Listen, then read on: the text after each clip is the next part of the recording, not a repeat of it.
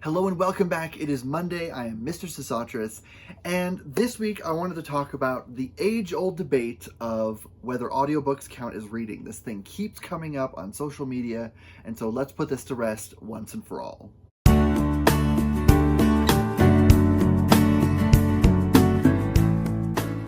So, okay, let's start off by defining reading. So, according to Oxford, it's the act of deriving meaning from a printed or written text, either silently or aloud. Now, I know a lot of you are going to say, aha, printed. But, audiobooks, it still counts because when someone else is reading it aloud, you're getting the information. So, the main focus is getting information from a text. If you're getting it directly with your eyes, that's one thing. If you're getting it from someone else reading it to you, that still counts as reading. So the way I like to see it is that if you're able to get first off, the author's voice, the writing style, the plot, the character arcs, if you're able to get to the end of an audiobook and you know what it's about, what the author's writing style is like, then you've read the book. This is really, it's kind of a non-issue, but I know some people like to bring it up over and over and over and over again, and it's just kind of exhausting at this point. So yes, audiobooks do count as reading. Also, there's a great many people who primarily consume books through audiobooks. I go through audiobooks a lot faster than physical books. I have more time in which to listen than I do to actually sit and read. And so I usually go through audiobooks a lot faster. I'm always reading a physical book also, but I read physical books a lot quicker. One example is I've read Jurassic Park like a million times, and I've read it in physical and I've read it in audio a million times. The audiobook's narrated by Scott Brick, who's fantastic. And honestly, I get more information from the book whenever I go through it in audio format. There's just something about the way a narrator engages with a text that they can kind of enhance it and bring to light things you wouldn't normally notice. Because when we read things physically, we're using our own internal narrator who has a very specific voice and a very specific rhythm in the way that they read. When someone else reads it, they might subtly focus on different things than what we read on, and so that allows us to focus on things that we wouldn't normally pick up on, which is great.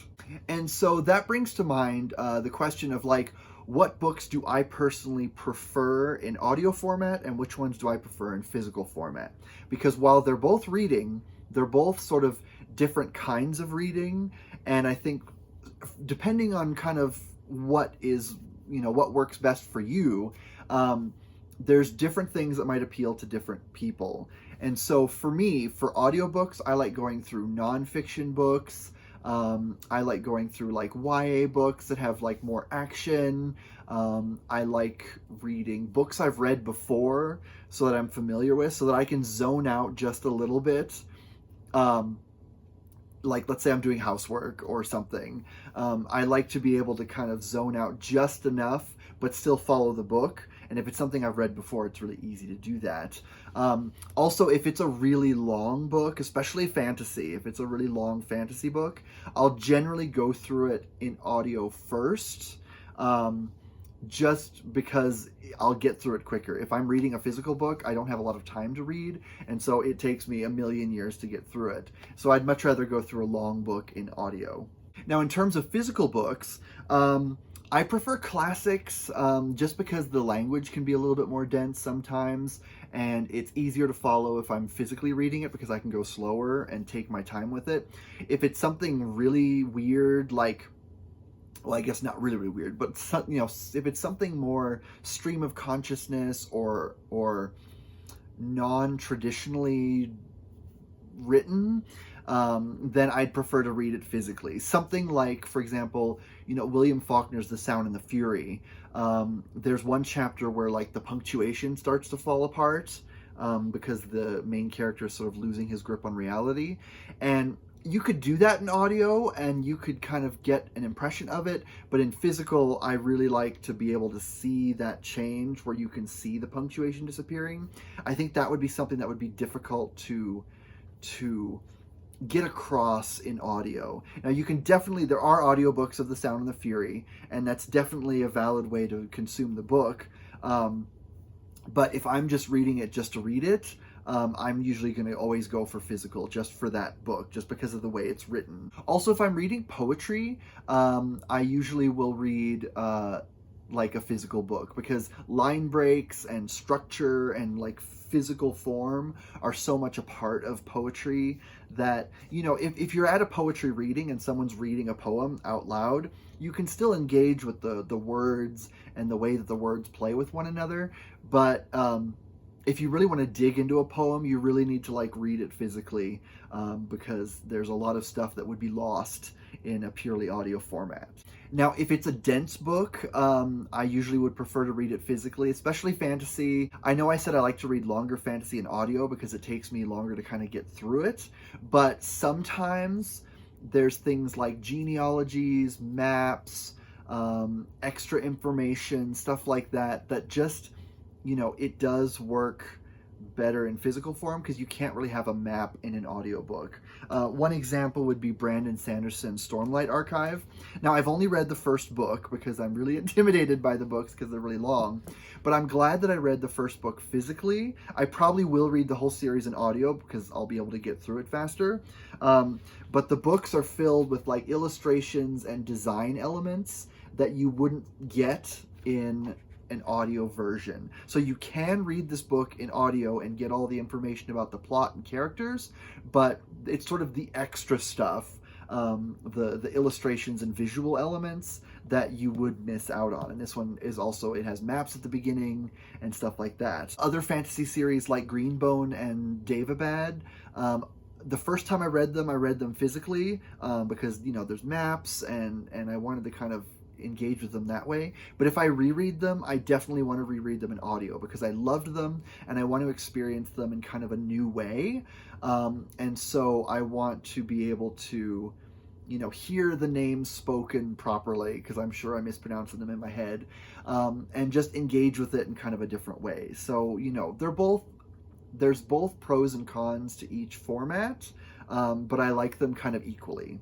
So now's a good time to go over the pros and cons of audiobooks versus physical books. The pros for audiobooks include you don't often have to worry about like pronunciation. There are a few cases where pronunciation is kind of messed up. One famous example is The Wheel of Time.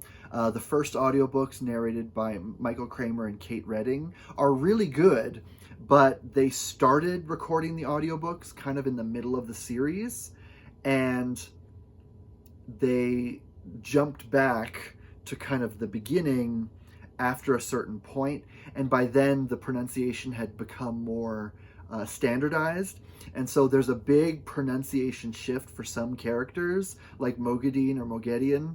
The name is pronounced differently depending on where you are in the series, and that can be annoying. I do understand that.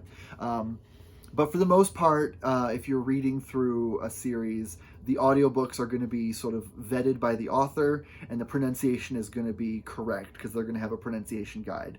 The Wheel of Time audiobooks were like way back, you know, early 90s. I think audiobooks, like, you know, books on tape, had been around for maybe 20 years at that point. I might be getting that totally wrong. But nowadays, audiobooks made now are much more, the author is much more involved in making sure the pronunciation is correct. Also, when you're going through an audiobook, you can multitask, you can do other things. There's more options to read audiobooks, which is wonderful. That's why I'm able to get through them faster. I can listen to them on my commute. I can listen to them while I'm working around the house. I can even listen to them while I'm like playing Stardew Valley for hours on end. And that's just a way that you can kind of get through it. Another thing with audiobooks is the narrator is able to sort of bring the characters alive, because a lot of times they're not just, you know, an audiobook narrator. They're oftentimes voice actors as well. And so a lot of them do really great character work in bringing the characters alive. Davina Porter, who narrates the Outlander audiobooks, and I believe she's retired, so I don't think she's going to be narrating the final book, which is very sad. But she's been doing this since like the 90s, and it's been a while. So she's had a really great career. She deserves a chance to rest. But the Outlander audiobooks are great because she is such a fantastic narrator. Her version of Claire is kind of my favorite version, even including like the TV version that we have, who's really fantastic. But the character that we get in the audiobooks is just wonderful. Plus, Davina Porter is so good with like UK accents. She gets like the small regional differences between accents from like area to area. For example, she doesn't have everyone have like, a single Scottish accent. There's Highland Scots and there's Lowland Scots and there's, different variations depending on where people are born, and she really adds a lot to the experience getting these different accents, where when you're reading the book you might kind of give everyone the same sort of Scottish accent.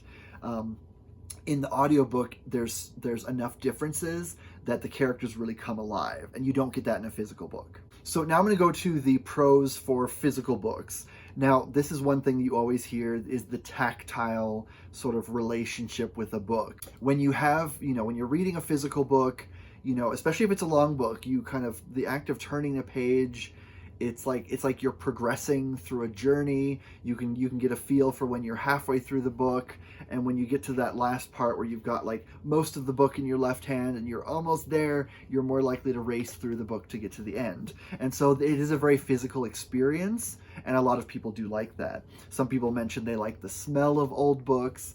That's part of it, but it doesn't really affect your ability to, understand the plot characters. But it is fun as like a side bonus. Also, as I said, physical books, you get things like physical maps and stuff that you wouldn't normally get in an audiobook. There's lots of design details, especially just being able to just get in with the cover, especially if it's something shiny and there's details, you can pour over it a little better. But again, that doesn't affect your ability to read the book. It's more like those are bonus extra things. Also things like fonts and things that the author can do with fonts. If you have the beginning of a chapter, the first line might be different, or the first letter might be different. There might be little chapter headings with little images, stuff like that you wouldn't get in an audiobook. It is always fun, from a design perspective to get that in the physical book. So ultimately, I hope that you can understand while physical and audiobooks are different kinds of reading, they both count as reading. Folks who don't think that audiobooks count as reading are often, they themselves prefer physical books, which is fine. Everyone's allowed to have their preferences, but they seem to think that that's the only way that you can, engage with it. They often see audiobooks as like cheating. And to that, I'll say, cheating at what? Reading is a hobby. It is a fun thing you do on the side. It's not a religion. It's not a game. It's not a race. It's not cheating. It's like someone who does cross stitch, which you do by hand, getting angry at a person who makes dresses, and gets mad that they're using a sewing machine instead of doing it all with their hands because it's cheating. Like, it's a different thing. They're both creative enterprises, and it doesn't matter how you do it. So don't let people beat you down and say that, audiobooks don't count as reading. A lot of those people are really obsessed with reading goals and like numbers, and they want to read as many things as they possibly can and get that really high number. And if they do it in physical form, that's often harder because it takes sometimes longer to get through a physical book. And so if they have a really high number and they're getting through it all in physical, it makes them feel accomplished and it makes them feel better than other people. And so when they see other people saying, oh, I read this many books too, and some were audio, some were physical books, some were graphic novels still count as reading, just so you know.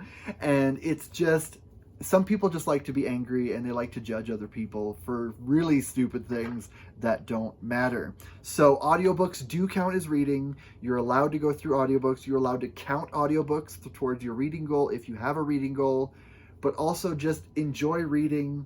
There's nothing wrong with that. So with that, I'll let you go. I will see you next week. And in the meantime, happy reading. Bye.